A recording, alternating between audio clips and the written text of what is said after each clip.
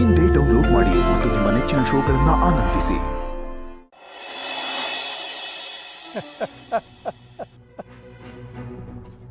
ಒಂದು ಮೂಳೆ ಹಾಕಿ ಎರಡು ನಾಯಿ ಹಿಡ್ದಂಗೆ ಈ ಮದುವೆಯನ್ನು ಮೂಳೆ ಹಾಕಿ ಶಿವು ಮತ್ತು ರತ್ನ ತಾವೇ ಸೃಷ್ಟಿಸ್ಕೊಂಡಿರೋ ಪಂಜರದೊಳಗೆ ತಾವಾಗೇ ಒಳಗೆ ಬಂದು ಕೂತ್ಕೊಂಡು ಅವರೇ ಬೀಗ ಹಾಕೊಂಡು ಬಂದಿಯಾಗಿದ್ದಾರೆ ಅಲ್ವಾ?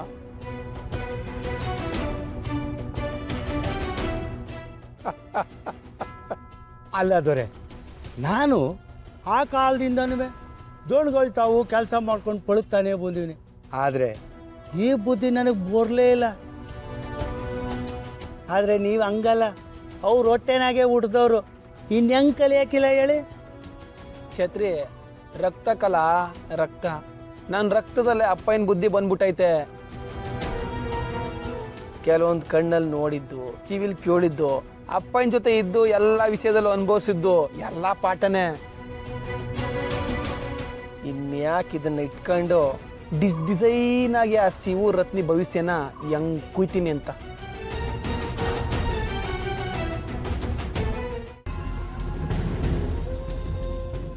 ಏನ್ರಿ ಏನ್ ಯೋಚನೆ ಮಾಡ್ತಾ ಇದ್ದೀರಾ? ಏನು ಮಾಡೋದಮ್ಮಿ, ದೇವರು ಯೋಚನೆ ಮಾಡಂಗೆ ಮಾಡಿಬಿಡ್ತಾನೆ. ಕೆಲವ್ರಿಗೆ ಮಕ್ಕಳನ್ನ ಮರಿನ ಕೊಡ್ತಾನೆ, ಆದರೆ ಕೆಟ್ಟ ಬುದ್ಧಿ ಕೊಟ್ಬಿಟ್ಟು ಯೋಚನೆ ಮಾಡಂಗೆ ಮಾಡ್ತಾನೆ. ಇನ್ನು ಕೆಲವ್ರಿಗೆ ಮಕ್ಕಳು ಮರಿನ ಕೊಡ್ತಾನೆ, ಆದರೆ ಭವಿಷ್ಯದಲ್ಲಿ ಒಂದು ತೂತಿಕ್ಬಿಡ್ತಾನೆ, ಯೋಚನೆ ಮಾಡಂಗೆ ಮಾಡ್ತಾನೆ. ಇನ್ನು ಕೆಲವ್ರಿಗೆ ಮಕ್ಕಳು ಮರಿನ ಎಲ್ಲ ಕೊಡ್ತಾನೆ, ಚೆನ್ನಾಗೇ ಇರ್ತದೆ, ಆದರೆ BP ಶುಗರ್ ಬಂದು ಯೋಚನೆ ಮಾಡಂಗೆ ಮಾಡ್ಬಿಡ್ತಾನೆ. ಒಟ್ಟಿನಲ್ಲಿ ದೇವರೇ ದೇವರೇ ನಮ್ಮನ್ನು ಕಾಪಾಡಪ್ಪ ಅಂತ ಯೋಚನೆ ಮಾಡ್ತಾ ಇರಬೇಕು, ಅದೇ ಅವನ ಉದ್ದೇಶ. ಅಂಥದ್ದು ಏನ್ರಿ ಆಯ್ತು? ರೂಮ್ ಹೋಯ್ತು ಅಂತ ಉರಿನಾ? ಅಜ್ಜಿ ಕೇಳಿದಕ್ಕೋಸ್ಕರ ಕೊಟ್ಟೆ, ಇಲ್ಲ ಅಂದ್ರೆ ಆ ರೂಮಲ್ಲಿರೋ ಕಾಲ್ ಒರ್ಸೋ ಮ್ಯಾಟ್ ಸಮೇತ ಅವಳಿಗೆ ಕೊಡ್ತಾ ಇದ್ದಿಲ್ಲ. ಅಯ್ಯ, ನೀನು ಕಾಲು ವರ್ಷ ಮ್ಯಾಟ್ರಿಗೆ ಹೊಂಟೋಯ್ತೀಯ, ಆದರೆ ನನಗೆ ತಲೆ ಕೆಟ್ಟಿರೋದು ಅದಲ್ಲ. ಸ್ವಲ್ಪ ಏಮಾರಿದ್ರು ತಲೆಗಳು ಉರುಳೋಯ್ತವೆ. ತಲೆ ಹೋಗೋ ವಿಷಯನ? ಅಂಥದ್ದು ಏನ್ರಿ ಆಯ್ತು? ನೋಡಿಲ್ಲಿ ಮಾತ್ರೇನಾ?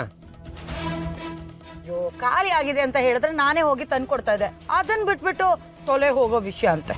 ಆಹಾ, ಏನಮ್ಮಿ ನೀನು ರಾತ್ರಿ ಹೊತ್ತು ಪೆದ್ದಂಗೆ ಮಾತಾಡಿದ್ರೆ ಕ್ಯೂಟಾಗಿ ಕಾಣಿಸ್ತೀಯ, ಬೆಳಗ್ಗೆ ಹೊತ್ತು ಮಾತಾಡಿದ್ರೆ ತಲೆ ಶಿಪ್ಪು ಎಗ್ರಸಲ್ಲ ಅನ್ಸ್ಬಿಡ್ತದೆ. ಏನೋ ಕಾಲ್ ಕೆರಿತಾ ಇದೀಯಾ? ಜಗಳ ಆಡ್ಬೇಕಾ ಈಗ? ಆಹಾ, ಜಗಳ ಆಡಬೇಕು ಅಂತಂದ್ರೆ ರೆಡಿಯಾಗಿ ನಿಂತ್ಕೊಬಿಡ್ತೀಯಲ್ಲ.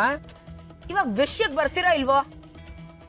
ವಿಷಯ ಏನ್ ಗೊತ್ತಾಮಿ, ಈ ಮಾತ್ರೆನ ನಾವು ರಾಣಿ ಕೈಗೆ ಮನಗ್ ನುಂಗ್ಸು ಅಂತ ಕೊಟ್ಟಿದೀವಿ, ಹೌದೇ? ಆದ್ರೆ ಇದೇ ಮಾತ್ರೆನ ರಾಣಿ ಕೈಗೆ ಸೋಮ ಕೊಟ್ಬಿಟ್ಟು ನಮ್ಮ ಅಣ್ಣಂಗ್ ನುಂಗ್ಸು ಅಂತ ಹೇಳೋನಂತೆ. ಇದು ನಿಜನ ಸುಳ್ಳ? ಆದ್ರೆ ರಾಣಿ ಹೇಳಿದ್ದನ್ನ ಹೆಂಗಮ್ಮಿ ನಂಬಕ್ಕಾಯ್ತದೆ? ನನಗೂ ನಂಬಿಕೆ ಬತ್ತಿಲ್ಲ, ಆದ್ರೆ ಅವಳು ಲುಕ್ ಇತ್ತಲ್ಲ, ಲುಕ್ ನೋಡಿದ್ರೆ ನಂಗೆ ಗೊತ್ತಾಯ್ತದೆ. ನನಗೆ ಈಗ ಒಂದು ವಿಷಯ ಸಿಕ್ತು.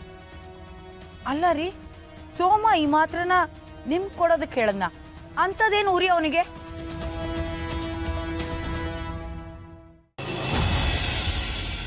ಏನ್ ರಮೇ? ಏನ್ರಿ? ದೇವ್ರ ಮಗ ಆದ್ರೂ ಮಾಡಿದ್ದೆ ಉಣ್ಬೇಕು, ದೊರೆ ಹೆಂಡ್ತೀರಾದ್ರೂ ಗರ್ತೀರ್ ಥರ ಬಾಳ್ಬೇಕು, ಏನಂತೀರ? ಗಾದೆ ಮುಗ್ದಿದ್ರೆ ಕರ್ದಿದ್ದೇನು ವಿಷಯ ಅಂತ ಹೇಳ್ತೀರಾ? ಹೇಳೋಣ.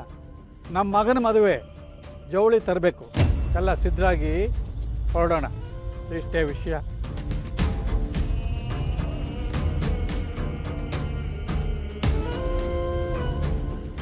ಬರೀ ನಾವ ಅಥವಾ ಶಿವ ಮನೆಯವರು ಬರ್ತಿದಾರಾ?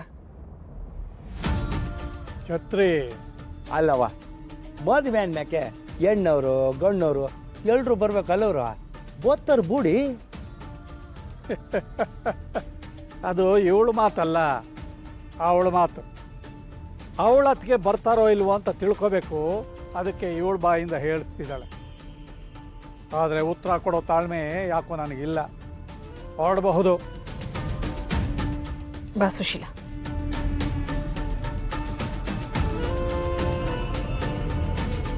ಅಪ್ಪಯ್ಯ, ಯಾಕಪ್ಪಯ್ಯ ಹಿಂಗೆಲ್ಲ ಮಾತಾಡ್ತೀಯ? ಅಮ್ಮ ಚಿಕ್ಕಮ್ಮಂಗೂ ಬೇಜಾರಾಕಿಲ್ವೇ?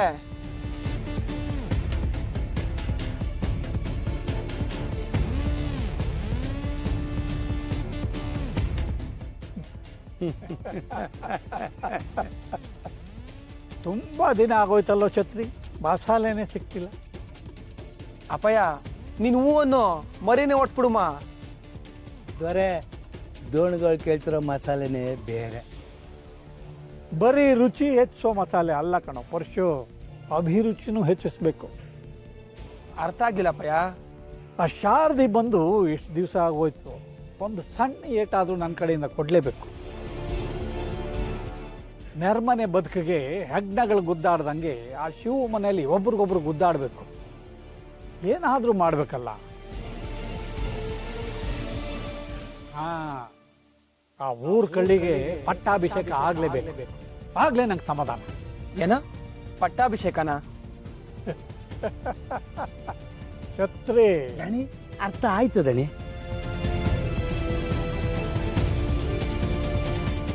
ಏನ್ ಹೇಳ್ತಿದ್ಯಾ ಮಾವ?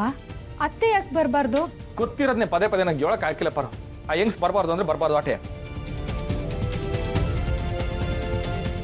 ಯಾಕೆ ಮಗ ಪ್ರತಿ ಹಂತದಲ್ಲೂ ನನ್ನ ಹೆಂಡ್ರನ್ನ ದೂರ ಇಡಕ್ಕೆ ನೋಡ್ತಿದ್ಯಲ್ಲ? ರೀ ಬೇಡ, ಅವನಿಗಿಷ್ಟ ಇಲ್ಲ ಅನ್ಬೇಕೆ ನಾ ಬರಕ್ಕಿಲ್ಲ. ನೀವೆಲ್ಲ ಹೋಗಿ ಬನ್ನಿ. ಓಹಾ, ಇಷ್ಟ ಇಲ್ಲ ಅಂತ ನಿಂಗೆ ಗೊತ್ತು ತಾನೆ? ಇಷ್ಟೆಲ್ಲ ಅಂದ್ಮೇಲೆ ಮನೇಲಿ ಯಾಕಿದ್ದಾಳೆ ಅಂತ ಕೇಳು ಪರ. ನಾನೇ ಕೇಳ್ಬೇಕು ಮಾವ? ಹ? ಹೆತ್ತ ತಾಯಿ ತನ್ನ ಮಗಳು ಮದ್ವೆಲಿ ಇಲ್ದಿರೋ ಥರ ಮಾಡೋದು, ತನ್ನ ಮಗಳು ಮದ್ವೆಲಿ ನಡೆಯೋ ಶಾಸ್ತ್ರಗಳಲ್ಲಿ ಭಾಗಿಯಾಗದಿರೋ ಥರ ನೋಡ್ಕೊಳ್ಳೋದು ಮಹಾಪಾಪ. ಪಾಪ? ತಾಯಿ ಮಾಡಿರೋದು ಪಾಪ ಅಲ್ವಾ? ಕ್ಷಮ್ಸಕ್ ಆಗ್ದಿರೋ ಪಾಪ, ತಿದ್ಕೊಳಕ್ ಆಗ್ದಿರೋ ತೆಪ್ಪು.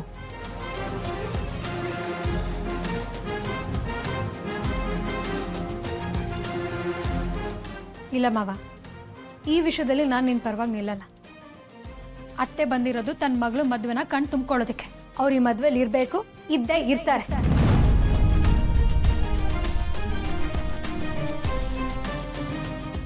ಪಾರು, ನೀನು ಮಕ ನೋಡ್ಕೊಂಡು ನಿನಗೆ ನೋವಾಗಬಾರ್ದು ಅನ್ನೋ ಒಂದೇ ಒಂದು ಕಾರಣಕ್ಕೋಸ್ಕರ ನೀನು ಹೇಳ್ದಂಗೆಲ್ಲ ಕೇಳ್ಕೊ ಬಂದೀವಿ. ಈ ಹೆಂಗ್ಸ್ನ ಮನೆಗೆ ಸೇರಿಸಬಾರ್ದು ಅಂತ ಅನ್ಕೊಂಡಿದ್ದೆ. ನೀನು ಹೇಳೋದಕ್ಕೋಸ್ಕರ ಸುಮ್ಕಾದೆ. ಲಗ್ನ ಪತ್ರಿಕೆನಾಗೆ ಈ ಹೆಂಗ್ಸ್ರ ಹೆಸರು ಬರಬಾರ್ದು ಅಂತ ಅನ್ಕೊಂಡಿದ್ದೆ, ಆದ್ರೂ ಸುಮ್ಕಾದೆ. ಹಂಗಂತ ನೀ ಹೇಳೋದನ್ನೆಲ್ಲ ಕೇಳಿಸ್ಕೊಂಡು ತಲೆ ಬಗ್ಸ್ಕೊಂಡು ಇರ್ತೀನಿ ಅಂತ ಮಾತ್ರ ಅನ್ಕೋಬೇಡ. ನೋಡಪ್ಪ, ನನ್ನ ಸಲುವಾಗಿ ನೀವಿಬ್ರು ಜಗಳ ಆಡೋದು ಬೇಡ. ನಾನು ಬರಕ್ಕಿಲ್ಲ, ನೀವೆಲ್ಲ ಹೋಗಿ ಬನ್ನಿ. ಮೂರನೇವಳು ಈ ಸಂಸಾರದ ಬಗ್ಗೆ ಮಾತಾಡೋದು ಬೇಡ ಅಂತ ಹೇಳಪ್ಪಯ್ಯ. ಯಾರಲ್ಲ ಮೂರನೇ ಅವರು? ನನ್ನ ಹೆಂಡ್ರು ಮೂರನೇ ಅವಳು ಅಂತ ನೀನಂದ್ರೆ ಈ ಮನೆಯಲ್ಲಿ ಮೂರನೇ ಅವಳು ನನ್ನ ಹೆಂಡ್ರಲ್ಲ,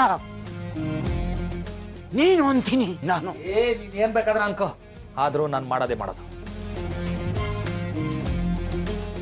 ಈ ವಿಷಯದಾಗೆ ಬ್ರಹ್ಮ ಬಂದು ಹೇಳಿದ್ರು ನಾ ಕೇಳಕ್ಕಿಲ್ಲ. ಆ ಹೆಂಗ್ಸ್ನ ನಾ ಕರ್ಕೊಂಡು ಹೋಗಕ್ಕಿಲ್ಲ ಆಟೆಯ. ನಮ್ಮ ಮನೆ ದೀಪ ಅಣ್ಣಯ್ಯ, ನಮ್ಮೊಡಲ ಜೀವ